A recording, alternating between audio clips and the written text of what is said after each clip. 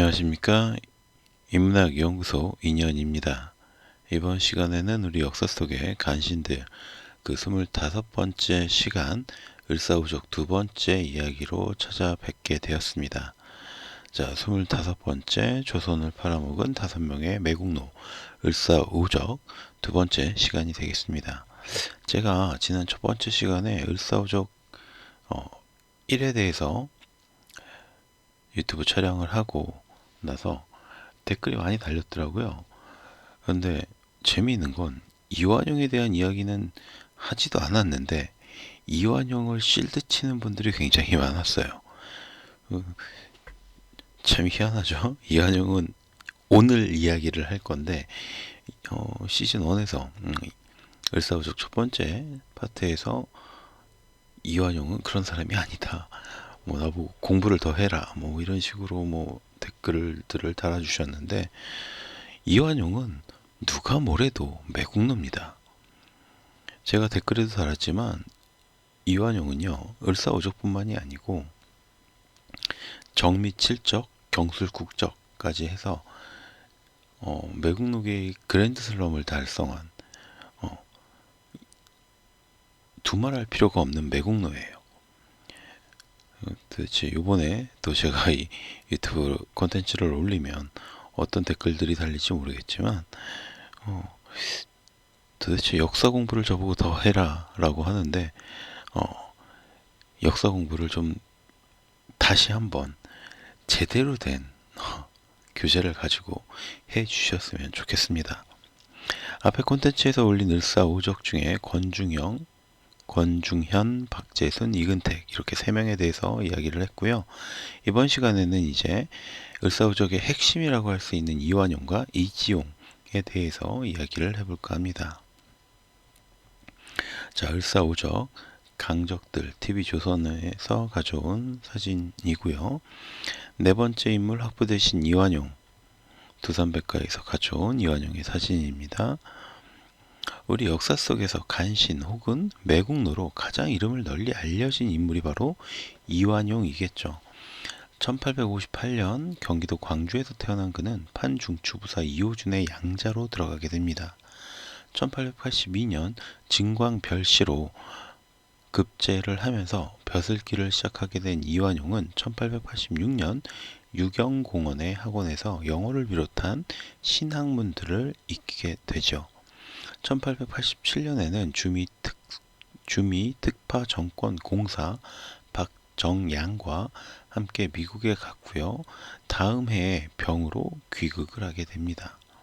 돌아온 이완용은 승정원 동부승지와 이조 참의 등을 역임하다가 곧바로 주차 미국 참장관이 되어서 미국으로 다시 돌아갔고 대리공사가 되었다가 1890년에 귀국을 하게 됩니다. 처음 벼슬길에 오를 때만 해도 친청파였던 이완용은 이때를 계기로 친미파로 돌아서게 되는데 우리는 흔히 이완용을 대표적인 친일파라고 생각을 하고 있지만 그는 친청파에서 친러파, 그 다음에 친미파, 그 다음에 친러파, 그 다음에 친일파까지 변신의 변신을 거듭했던 인물. 이게 더 정확한 사실입니다. 어쨌든 친미파가 되어서 귀국한 이완용은 조정 내에 여러 가지 벼슬을 거치게 되면서 1894년 김홍직 내각에서 외무협판이 됩니다. 그리고 박정양 내각에서는 학부대신과 중추연 의관으로 기용이 되었고요. 그 뒤에 김홍집 내각에서도 다시 학부대신을 역임하게 되죠. 그러나 1895년 명성황후 시해 사건이 발생하고 학부대신에서 물러난 그는 미국 공사관으로 피신을 합니다. 1896년 아간파천 당시에 고종을 러시아 공사관으로 피신시켰다라는 공을 인정받아서 박정양 내각에서 외부대신 겸 학부대신을 역임했고요. 농상공부 대신 임시 서리를 겸하기도 했습니다. 당시 그는 친미파에서 친러파로 배를 갈아탄 상태였죠. 이완용은 한때 독립협회의 창립회원이기도 했지만 외부 대신으로 있으면서도 조선의 각종 이권을 외국에 넘겨줬다라는 이유로 제명이 되기도 했습니다. 자, 보면 이런 거예요. 청나라는 조선시대 때부터 워낙 우리가 강대한 나라라는 인식이 있었기 때문에 친청파로 시작을 했어요. 그러다가 미국에 가보니까 야, 이게 미국이 어마어마하구나 하면서 친미파가 된 거죠. 그러다가 명성황후 씨의 사건이 벌어지고 나서 이제 아관파천 러시아 공사관으로 고종이 도망을 가요. 그러다 보니까 야, 이 러시아가 생각보다 센데 그 다음엔 친러파가 돼요. 그리고 나서 이제 그 뒤에는 친일파가 되는 거죠. 특진관 이완용, 훗날 을사오적 드라마 미스터 선샤인에서의 이완용, TVN에서 가져온 사진이고요. 1897년 고종이 러시아 공사관에서 돌아오고 나서 대한제국을 수립하자 친러파라는 이유로 서울을 떠나서 평안남도와 전라북도 등의 외지로 전전을 합니다. 결국 1901년에야 국내부 특진관이 되어서 돌아오게 됐는데, 그리고 1904년에서 1905년까지 러일 전쟁에서 러시아가 일본에게 약세를 보인다. 자, 그 모습을 보고 나서는 어떻게 됐느냐, 이완용은 이제 자신의 노선을 변경하려 한 거죠. 친러파 시절 친일파 숙청을 하는데 앞장서던 이완용이지만 러일 전쟁이 끝난 뒤에는 일본 측에 붙은 거예요. 내가 그렇게 세겠다고 생각했던 러시아가 일본한테 졌네? 그럼 이제 일본 편이 돼야지. 이렇게 의식의 흐름이 바뀐 거예요.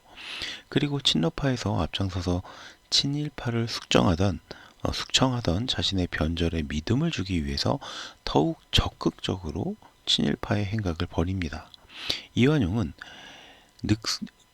을사늑약, 한일 신협약, 고종의 퇴위, 국권 피탈 등의 나라와 민족을 팔아먹는 일에 그 이후로 쭉 앞장을 섰어요. 1905년 당시에 학부대신으로 있었던 그는 일본의 특파 대사였던 이토 히로부미로부터 조약 체결에 대한 제의를 받고 여기에 찬성을 합니다. 그리고 어전회의에서 일본군을 동원한 무력 시위로 고종을 협박하여 을사늑약을 체결하도록 만들었죠. 그리고 일본은 이것을 이완용의 공로가 있다라고 해서 의정 대신 임시 서리와 외부 대신 서리를 겸하게끔 만들어줍니다. 그리고 1907년 내각 관료제로 전환을 통하여서 이 내각의 총리 대신 자리에 앉게 되는 거죠. 1907년 헤이그 특사 사건이 발발하자 이를 빌비로 이토 히로부미와 함께 고종을 압박하여서 퇴위를 강요하기도 했고요. 순종이 즉위하자 정미 7조약을 체결하도록 종용을 합니다. 그래서 대한제국의 내정권 역시 박탈되도록 하였죠. 또한 그해 8월에는 군대의 해산에 앞장선 공로를 인정받아서 일본 정부로부터 우길 동화장을 받았고요. 1909년 결국 독립운동가 이재명에게 칼을 맞기도 했지만 목숨을 또 건지기도 했습니다. 그러니까 목숨이 굉장히 질긴 인물이죠. 자, 이분이 바로 이재명 씨예요. 독립운동가 국가보훈처에서 가져온 사진이고요. 1910년에는 다시 어전회의를 개최해서 한일 합병안을 가결시켰고요. 한일 양국 병합 정권위원이 되어서 합병 조약을 체결하게 됩니다. 그리고 8월 29일 결국 나라를 일본에게 갖다 바치죠. 그 공로를 인정받아서 공식적으로는 백작의 자규를 수여받게 되었고요. 수당 60여 원과 퇴직금 1458원 33전을 받게 됩니다. 그리고도 일제 강점기에 그는 조선 총독부 중추원의 고문을 비롯해서 중추원 부위원장, 농사장려 회장, 일본 제국 군인 후원의 조선지부 평의원, 조선귀족회 부회장 등을 역임하게 됩니다. 또한 그는 일선의 융화 내세워서 한국 왕족과 일본 황족 간의 결혼을 권장하는 이른바 동화정책에도 앞장을 섭니다. 또한 1919년에는 3.1운동과 독립투쟁을 비난하면서 세 차례에 걸쳐서 경고문을 발표하기도 했고요. 이듬해에는 후작으로 그 지위가 승격이 됩니다. 자, 조선인인데 일본의 후작까지 올라갔다라는 거예요. 이게 얼마나 이 인물이 친일 행위에 적극적이었는지 우리가 짐작해 볼 수 있는 부분입니다. 그 외에도 농림주식회사의 고문, 교육조사위원, 총독부 산업조사위원, 조선미술전람회 심사원, 조선귀족회 부회장 등의 명예직을 역임하다가 죽을 때까지 일제에 충성을 바쳤습니다. 대부분 다른 역대 간신들이 말년에 비참한 죽음을 맞이했던 것에 비해서 그는 죽을 때까지 이재명 씨에게 한번 피습을 당한 것 빼고는 별탈 없이 잘 먹고 잘 살았어요. 나라를 다른 나라에 팔아먹는 데 앞장섰던 인물의 말년치고는 무척이나 평안했구나 라고 볼 수 있죠. 그러나 이 이완용이라는 이름 석자는요, 우리 역사가 기록되는 한, 우리 역사가 지속되는 한 매국노, 간신의 대명사로 후대에 전해지고 있고 앞으로도 그렇게 전해질 것입니다. 여기에는 그래서 반론의 여지가 없어요. 무슨 이완용을 다시 볼 필요도 없고요. 이완용을 이해할 필요도 더더욱 없죠. 이완용은 그냥 매국노고 간신입니다. 자, 그리고 이완용 못지않은 인물이 바로 내부대신이었던 이지용입니다. 한국민족문화대백과에서 가져온 사진이고요. 이지용은 다른 을사오적들과는 달리 왕실의 자손이었어요. 그는 1870년 흥선대원군의 셋째 형 흥인군의 손자로 태어나서 고종의 오촌 조카가 되었던 인물이죠. 즉 사도세자의 5대손이라고 볼 수 있습니다. 1887년에 정시 문과에 급제한 그는 이후 여러 관직을 거쳐서 1898년 황해도 관찰사, 1899년 경상도 관찰사를 역임하게 됩니다. 1900년에는 국내부 협판이 되었고요. 1901년에는 주일정권공사 겸 의정부 찬정에 오르게 되었죠. 이 당시에도 그가 뇌물을 받고 팔아먹은 군수직이 14개에 이르렀다고 하니까 매국노 이전에 이지용은 완전히 부패한 관료의 어떤 표본 같은 인물이었습니다. 1904년에는 외부 대신 서리가 돼서 주한 일본 공사인 하야시와 한일의정서를 협정하고 조인을 맺게 되었는데 이는 조선을 일본의 군사기지로 만들기 위한 것이었고 을사늑약의 교두보의 역할을 가지고 있었다라는 겁니다. 이로 인해서 국민들의 비난이 거세어졌고요. 당사자였던 이지용과 참사관이었던 통역 구원회를 매국노라고 규정한 민중들에 의해서 집에 폭탄이 던져지기도 했습니다. 물론 이지용은 살아났죠. 드라마 미스터 션샤인에서 이지용의 모습 TVN에서 가져왔고요. 이지용은 이처럼 왕실의 자손이었으면서도 애초부터 친일파였고 을사오적이 되기 전에도 이미 매국노로서 규명이 되었던 인물입니다. 어쨌든 그런 상황에서 일본은 그를 위해서 추밀원장인 이토 히로부미를 특파 대사로 보내어서 무력으로 민중들의 시위를 진압하였고 우리나라에서도 그를 대사로 삼아서 일본으로 특파하기도 했습니다.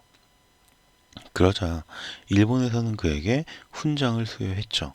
그리고 귀국한 그는 법무대신과 규장각 학사, 판독령 부사, 교육부 총감 등을 거쳐서 1905년 농상공부 대신과 내무대신을 역임했는데 이때 내무대신으로서 을사늑약에 찬성을 하고 서명을 해서 을사오적의 이름을 올리게 됩니다. 그러자 흥분한 군중들이 그의 집에 불을 지르는 일까지 벌어졌지만 그는 역시 무사했습니다. 1907년엔 중추원 고문에 임명이 되었고요. 그 후에도 을사오적 암살단에 의해서 살해 위협을 당했지만 번번이 이것을 피해 나갑니다.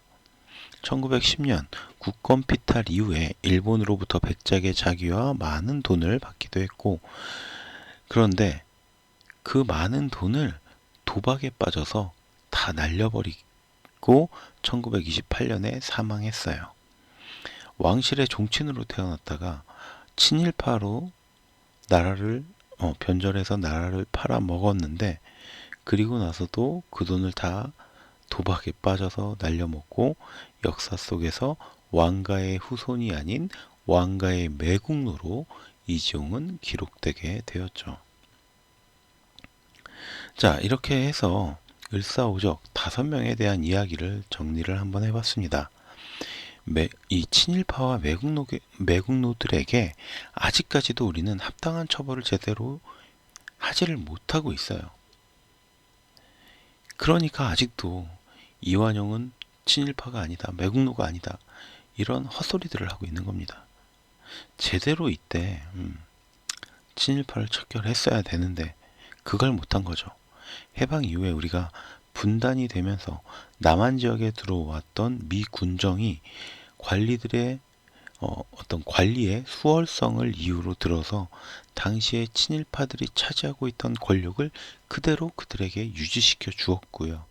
이승만 정권 역시 그들의 도움을 받아서 정권을 수립하고 유지했기 때문에 친일파를 척결하지 못했던 거예요. 당연히 목숨을 걸고 재산을 팔아가면서 일제와 친일파에 맞서 싸웠던 독립투사와 그 후손들에 대해서는 아무런 지원도 대가도 주어지지 않았죠. 국민은 나라에 충성하고 지키기 위해서 노력하였음에도 불구하고 나라는 그런 국민들을 외면하면서 나라로서의 의무를 저버렸던 것이 아닐까. 당시에도 그렇고 지금까지도 마찬가지로 그런 게 아닐까라는 좀 안타까운 의문이 들게 됩니다. 자, 이렇게 해서 오늘 어떤 매국 친일파의 대표적인 인물인 이완용, 그리고 조선 왕실의 자손이면서 조선 왕실의 매국노로 기록되었던 이지용, 이 두 인물에 대해서 짤막하게 정리를 해보았습니다. 오늘 제가 들려드린 이야기가 여러분들의 흥미와 호기심을 어느 정도 만족시켜 드렸다면 구독과 좋아요도 부탁드리고요. 저는 다음 시간에 또 다른 이야기로 찾아뵙도록 하겠습니다. 감사합니다.